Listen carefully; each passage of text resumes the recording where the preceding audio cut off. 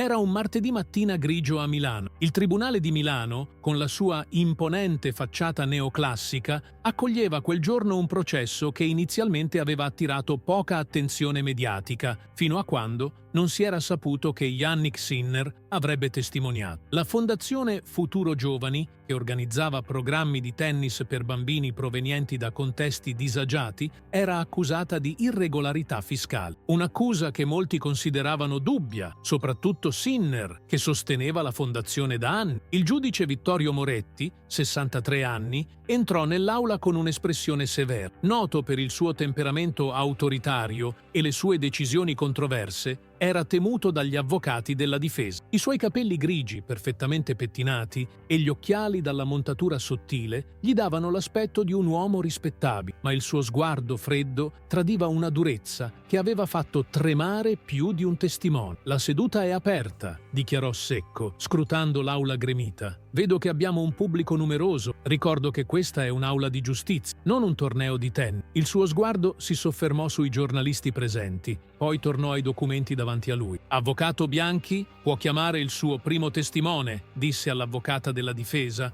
una donna sulla quarantina dallo sguardo determinato. «La difesa chiama il signor Jannik Sinner», annunciò lei. Un mormorio percorse l'aula quando Jannik Sinner entrò. Vestito con un completo scuro, ben diverso dalla sua solita tenuta sportiva, avanzò verso il banco dei testimoni con una calma sicura. Sotto il braccio portava una spessa cartella di documenti. Dopo aver giurato, Sinner si voltò verso il giudice, pronto a iniziare la sua deposizione. «Signor Sinner», cominciò Moretti, con un tono già impregnato di disprezzo, «ricordiamoci bene che siamo in un tribunale, non su un campo da tennis. I suoi tifosi non sono qui per applaudirla». Sinner annuì semplicemente. «Certamente, signor giudice, comprendo perfettamente la gravità di questa udienza. Ne dubito fortemente», mormorò Moretti, abbastanza forte da essere sentito in tutta l'aula. «Proceda, avvocato Bianchi». L'avvocata iniziò il suo interrogatorio. «Signor Sinner, può spiegare il suo rapporto con la Fondazione Futuro Giovani?» «Certamente», rispose Sinner con una serietà che sorprese quelli che di lui conoscevano solo l'immagine del campione in campo. «Sostengo questa fondazione dalla sua creazione 5 anni fa. Ho partecipato a numerose raccolte fondi e ho personalmente visitato i loro centri sportivi. Conosco intimamente il loro funzionamento finanziario che è, ci tengo a sottolinearlo, di una trasparenza esemplare». Aprì la cartella ed estrasse diversi documenti. «Ho qui i rapporti finanziari completi della fondazione per gli ultimi 3 anni, certificati da 2 società di revisione indipendenti». Il giudice Moretti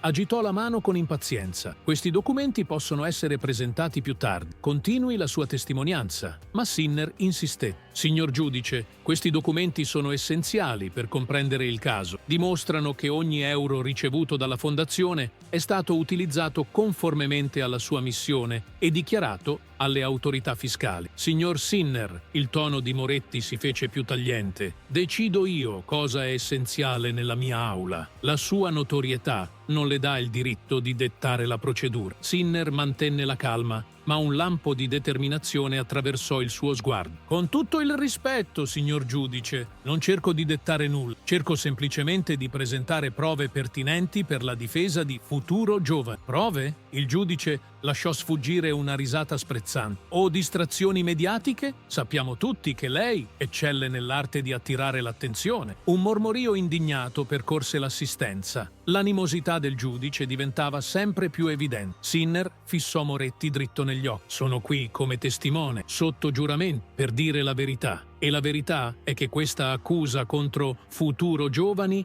non ha alcun fondamento». Il volto del giudice si indurì. «Attenzione alle sue parole, signor Sinner. Sta rasentando l'oltraggio alla corte». La tensione era palpabile nell'aula. Quello che era iniziato come una testimonianza ordinaria si stava rapidamente trasformando in un confronto tra il tennista più prominente d'Italia e un giudice noto per la sua severità. E nessuno poteva prevedere come sarebbe finita. La tensione nell'aula di tribunale era così densa che si sarebbe potuta tagliare con un coltello. Jannik Sinner, in piedi al banco dei testimoni, Mantenne il suo sguardo fermo di fronte al giudice Moretti, visibilmente ostile. «Signor giudice», continuò Sinner con tono misurato, «mi permetta semplicemente di presentare questi documenti?» Estrasse una serie di rapporti finanziari. «Questo è il bilancio contabile completo di Futuro Giovane per gli anni 2021-2023. Ogni donazione, ogni spesa è documentata ed è stata dichiarata al fisco». Moretti sospirò con esagerazione. «Va bene, li presento. Vedremo se hanno qualche rilevanza». Ma Sinner non aveva finito. Estrasse un altro documento. «Ciò che mi incuriosisce è la rapidità con cui questa indagine è stata aperta dopo che la fondazione aveva annunciato l'apertura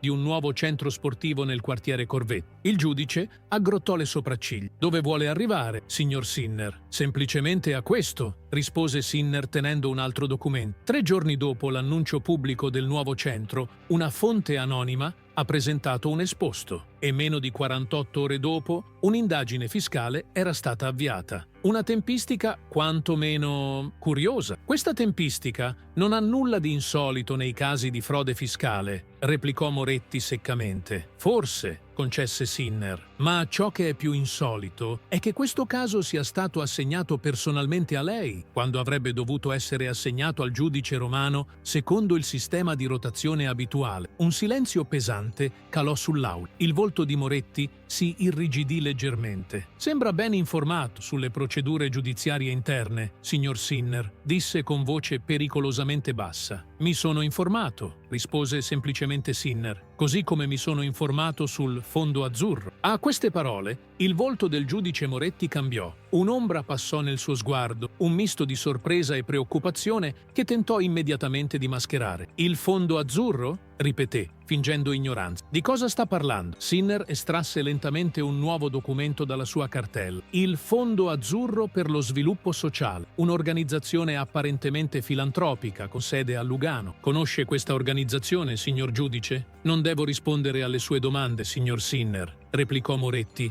il suo tono diventando difensivo. «È lei che è testimone qui, non io». «È giusto», concordò Sinner. «Allora mi permetta di testimoniare su ciò che ho scoperto su questo fondo e il suo legame con Futuro Giovane». Posò un documento sul tavolo. «Ecco un estratto conto del Fondo Azzurro che mostra un bonifico di 80.000 euro verso un conto alle isole Cayman sotto il nome di Moretti Holdings, 3 giorni dopo l'inizio dell'indagine contro la fondazione». Mormorii stupiti percorsero l'assistenza. Il giudice Moretti si raddrizzò bruscamente, il suo volto visibilmente pallido. «Queste accuse sono diffamatorie e totalmente infondate», esclamò. «Non accetterò». «Ho anche qui», proseguì Sinner imperturbabile, «uno scambio di email tra un indirizzo associato a questo stesso conto e un rappresentante del Fondo Azzurro che discute del caso Futuro Giovani e menziona, cito, «La procedura è in corso come concordato. Il centro del Corvetto non vedrà mai la luce». L'aula esplose in esclamazioni scioccate. Giornalisti digitavano freneticamente sui loro telefoni, catturando ogni parola. «Silenzio!» urlò Moretti, battendo il martelletto. «Ordino che questi documenti falsi siano immediatamente ritirati. Questo è un evidente tentativo di manipolazione mediatica». Ma un movimento sul retro dell'aula attirò l'attenzione. Lucia Esposi, la cancelliera del tribunale, si alzò lentamente, il viso pallido e le mani tremanti. «Signor giudice», disse con voce strozzata, «io non posso più tacere». Moretti si girò verso di lei, gli occhi spalancati. «Signora Esposito, si sieda immediatamente». «No», rispose lei, con le lacrime che cominciavano a scendere sulle guance. «Questi documenti sono arrivati in tribunale, li ho visti. Lei mi ha ordinato di farli sparire dal fascicolo». Un silenzio assordante calò sull'aula. Tutti gli sguardi erano fissi sulla cancelliera in lacrime e sul giudice il cui viso oscillava tra il pallore e il rossore. «Mente!» gridò Moretti. «Questa donna è instabile, dovrebbe essere. Ho delle prove», lo interruppe Sinner, estraendo un piccolo registratore dalla tasca. «La signora Esposito mi ha contattato 2 settimane fa». Premette un pulsante e la voce del giudice Moretti riempì l'aula. «Quei documenti su Futuro Giovane, falli sparire. Se appaiono al processo, ti riterrò personalmente responsabile. Capito, Esposito?» Il caos stava per scoppiare nell'aula di tribunale. «Fermi! Immediatamente quella registrazione!» ruggì il giudice Moretti, il suo volto ormai paonazzo di rabbia. Batteva freneticamente il suo tavolo con il martelletto, ma il rumore non serviva più a calmare il tumulto che aveva invaso l'aula di tribunale. «È illegale!» È un montaggio!» continuava a gridare, ma la sua voce si perdeva nel frastuono generale. Jannik Sinner, sorprendentemente calmo nel mezzo della tempesta che aveva scatenato, spense il registratore e lo depose sul tavolo delle prove. «Questa registrazione è stata legalmente ottenuta nell'ambito di un'indagine giornalistica», dichiarò con voce forte che riportò un'apparenza di ordine nell'aula. «E ce ne sono altre». Lucia Esposito, ancora in piedi, singhiozzava apertamente. «Mi dispiace», ripeteva. «Mi minacciava. La mia carriera, i miei figli». Un avvocato della difesa si alzò. «Signor Presidente, alla luce di queste rivelazioni, chiediamo l'immediata ricusazione del giudice Moretti per evidente conflitto di interessi e comportamento contrario all'etica giudiziaria». «Ricusazione!» esplose Moretti. «Nella mia aula. Io sono la legge qui. Lei», puntò un dito tremante verso Sinner, «non è che un giocoliere con la racchetta, un atleta che si crede un giustiziere. Come osa venire a insozzare questa istituzione con i suoi metodi da paparazzo?» Ma i suoi insulti non facevano che rafforzare l'immagine di un uomo che perdeva completamente il controllo. Telefoni filmavano la scena da ogni angolo, catturando ogni secondo della sua decomposizione. Sinner rimaneva di una calma olimpica. «Un giocoliere, forse, signor giudice, ma un giocoliere che non ha venduto la sua coscienza per denaro». Estrasse un nuovo documento. «Ecco la cronologia completa delle transazioni tra il Fondo Azzurro e il suo conto alle Cayman. 15 versamenti in 3 anni, tutti successivi a decisioni giudiziarie riguardanti associazioni sportive giovanili o fondazioni culturali. Uno schema piuttosto chiaro, non trova?» Moretti, le cui mani tremavano ormai visibilmente, tentò di ricomporre. «Questi documenti sono falsificati. È una cospirazione mediatica per screditare la giustizia». «Una cospirazione?» ripeté Sinner con un leggero sorriso. «O semplicemente la verità che finalmente viene a galla? Cosa direbbe il caso dell'Associazione Giovani Tennisti di Torino? Quello che ha giudicato a dicembre scorso?» Estrasse un altro foglio. «Un giorno dopo aver ordinato lo scioglimento di questa associazione, 60.000 euro sono arrivati su questo stesso conto offshore. Coincidenza?» «Basta!» urlò Moretti, così forte che la sua voce si spezzò. Si alzò bruscamente, rovesciando quasi la sua sedia. «Questa udienza è sospesa. Guardie, sgomberate l'aula». Ma i due agenti presenti si scambiarono uno sguardo esitante, chiaramente a disagio di fronte alla situazione esplosiva. In un gesto di disperazione, Moretti si precipitò verso Sinner, cercando di strappargli i documenti dalle mani. «Dammi questo! Queste menzogne! Queste falsificazioni!» Diverse persone si alzarono,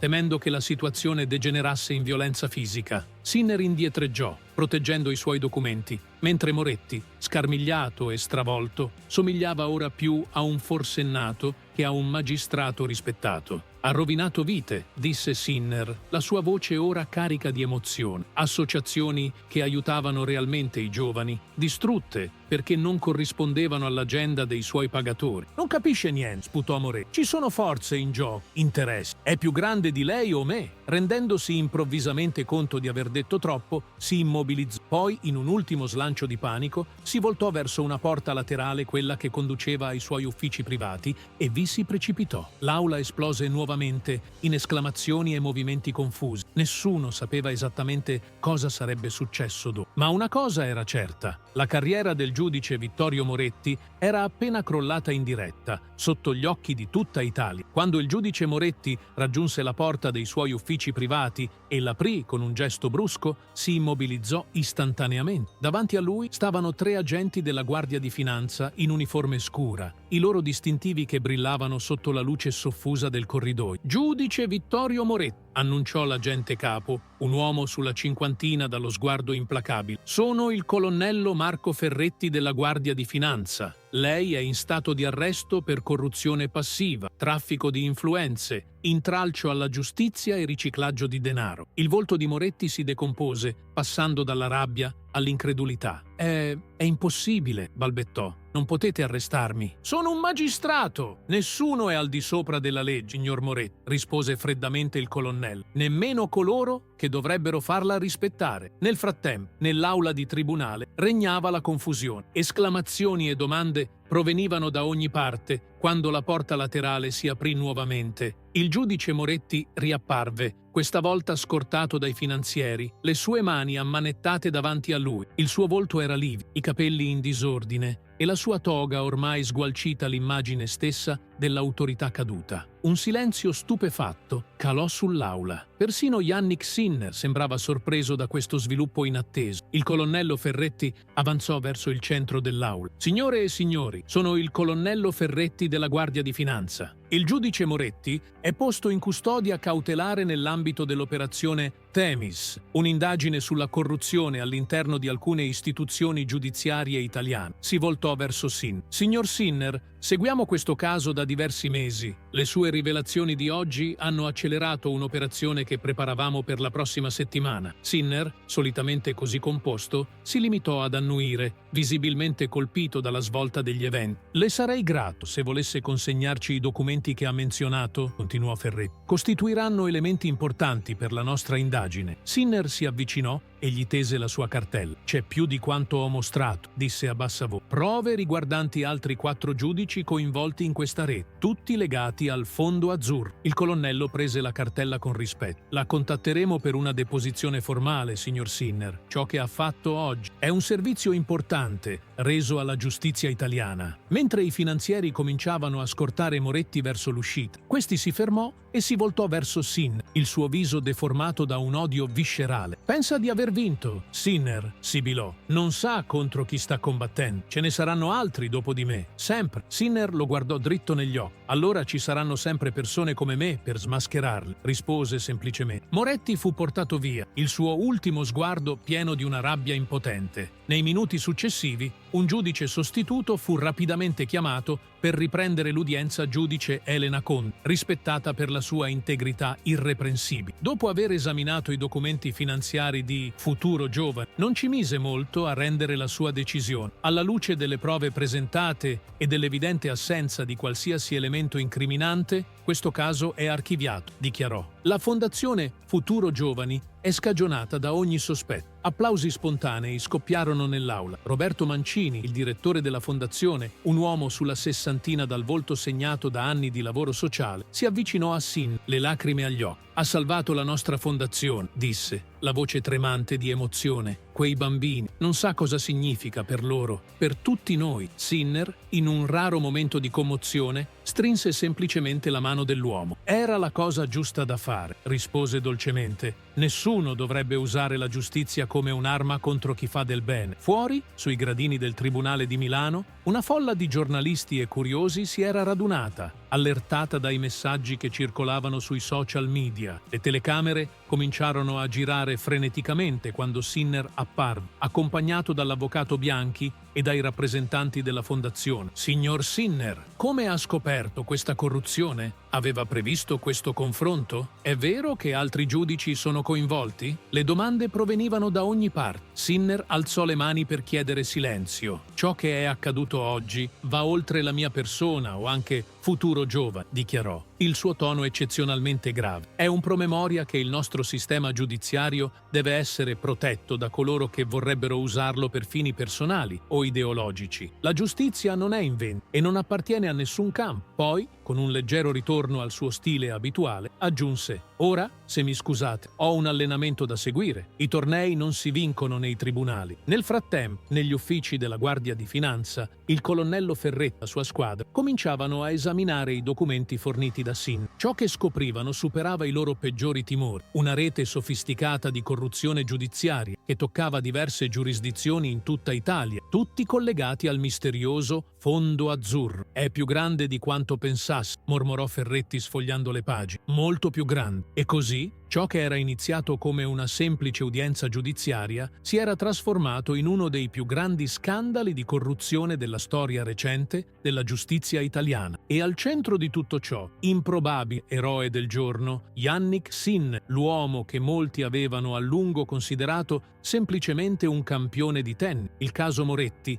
esplose come una bomba mediatica in tutta Italia. Meno di un'ora dopo l'arresto del giudice, i canali di informazione interrompevano i loro programmi per edizioni speciali. Le immagini di Moretti ammanettato, scortato fuori dal Tribunale di Milano, giravano in loop su tutti gli schermi. Scandalo in tribunale. Un giudice arrestato per corruzione. Jannik Sinner smaschera una rete di giudici corrotti. Il fondo azzurro, dietro lo scandalo che scuote la giustizia. I titoli si stendevano a caratteri cubitali sui siti di informazione e i social media si infiammavano. Hashtag Moretti corruzione e hashtag Sinner giustizia diventavano gli hashtag più popolari in pochi minuti. Quella sera tutte le trasmissioni sportive e di attualità battevano ogni record di odio. Milioni di italiani erano incollati allo schermo mentre commentatori ed esperti analizzavano l'incredibile giornata. Tutto è iniziato con un messaggio di Lucia Esposito, spiegava un giornalista investigativo a Studio Aperto. Questa coraggiosa cancelliera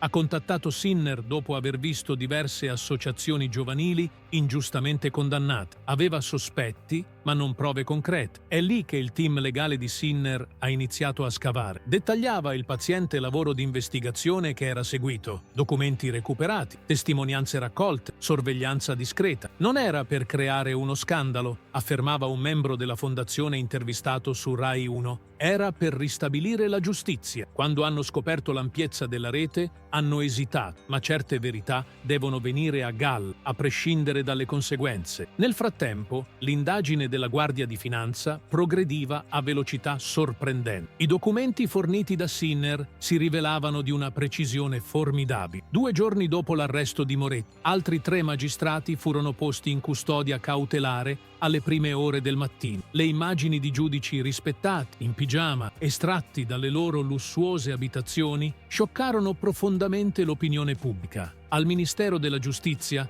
l'onda d'urto era particolarmente violenta. Una riunione di crisi fu organizzata sotto la presidenza del ministro. «È una crisi senza precedenti per la nostra istituzione», dichiarò davanti alle telecamere il volto grave. «La fiducia nel nostro sistema giudiziario è il pilastro della nostra democrazia. Creeremo una commissione d'inchiesta indipendente, composta da magistrati internazionali, per fare piena luce su questa vicenda e proporre riforme strutturali». Il fondo azzurro, ormai sotto i riflettori, era oggetto di un'indagine internazionale. I giornalisti scoprirono che si trattava di una facciata per una rete di influenza finanziata da vari gruppi di interesse che cercavano di orientare certe decisioni di giustizia in Italia. «È un'operazione sofisticata di destabilizzazione mirata», spiegò un esperto di geopolitica sull'A7. Associazioni e organizzazioni che difendono certi valori tradizionali o promuovono lo sport tra i giovani erano sistematicamente prese di mira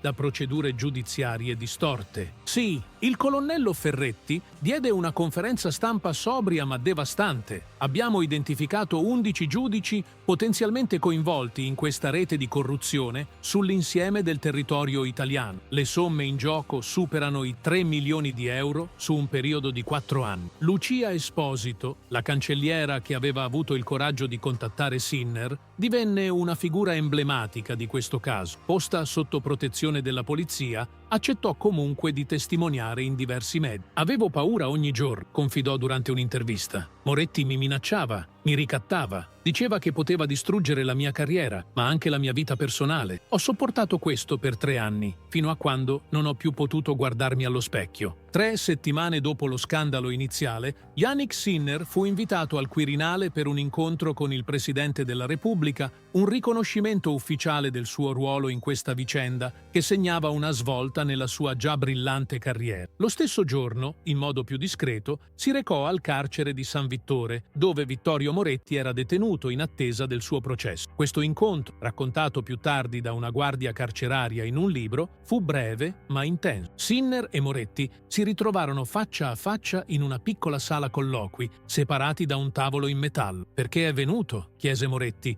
l'ombra dell'uomo che era stato. «Per assaporare la sua vittoria?» Per capire, rispose semplicemente Sinner. Per capire come un uomo che ha giurato di rendere giustizia ha potuto venderla al miglior offerente. Moretti rise amaramente. Crede davvero che sia una questione di denaro? Il denaro era solo un bonus. È il potere, Sinner. Il potere di plasmare la società, di decidere chi prospera e chi cade. Il fondo azzurro è solo uno strumento tra gli altri. E quanti innocenti hanno sofferto per la sua visione della società? Chiese Sinner. Danni collaterali, rispose Moretti con un'alzata di spalle che scioccò Sinner per la sua indifferenza. Non capisce l'ampiezza di tutto questo. Ha forse vinto una battaglia, ma la guerra continua. Sinner si chinò in avanti. Allora, è davvero più grande di lei? Chi tira i fili del fondo azzurro? Moretti sorrise, un sorriso inquietante. Crede che glielo dirò? Anche qui, le loro orecchie ascoltano, i loro occhi osservano. L'hanno abbandonata, Moretti, constatò Sinner. È solo ora. Un lampo di dubbio attraversò lo sguardo dell'ex giudice. Torneranno. Hanno bisogno di me. No, disse dolcemente Sinner. Lei non è che una pedina sacrificata, e lo sa. Queste parole sembrarono toccare Moretti più profondamente di tutto il resto. La sua maschera si incrinò, rivelando momentaneamente la paura e la disperazione. Il procuratore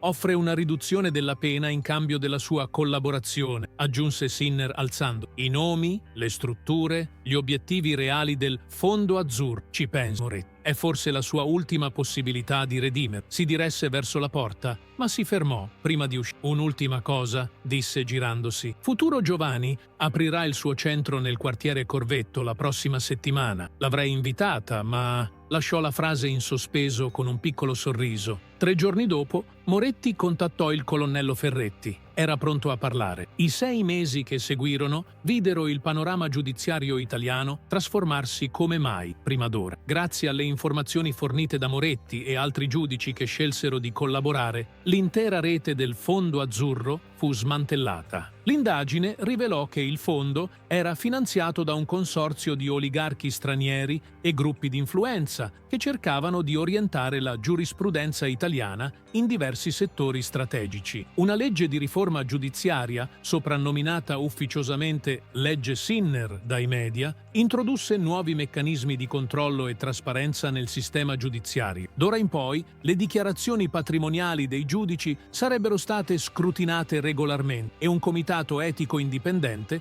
potrebbe essere adito in caso di sospetto di parzialità. Quanto a Yannick Sinner, questa vicenda segnò una svolta nella sua carriera e nella sua percezione pubblica. Senza abbandonare il tennis che lo aveva reso famoso, divenne un esempio di integrità e coraggio civico. Anche durante i tornei internazionali, i giornalisti gli chiedevano del caso Moretti e lui rispondeva sempre con la stessa calma che mostrava in campo. Alla cerimonia dei premi internazionali Fair Play, Sinner ricevette un premio speciale per il suo ruolo nell'affaire Moretti. Nel suo discorso di accettazione sorprese il pubblico per la sua sobrietà e profondità. Ciò che ho imparato da questa vicenda, disse, è che le apparenze sono spesso ingannevoli. Un giudice rispettato può nascondere un criminale e a volte è un semplice atleta che deve ricordare che la giustizia non è un gioco, ma il fondamento stesso della nostra vita in società. Concluse con queste parole. Mi chiedono spesso se sono orgoglioso di aver fatto cadere Moretti. La verità? Sono triste che si sia dovuti arrivare a questo punto. Triste che uomini e donne che dovrebbero incarnare la giustizia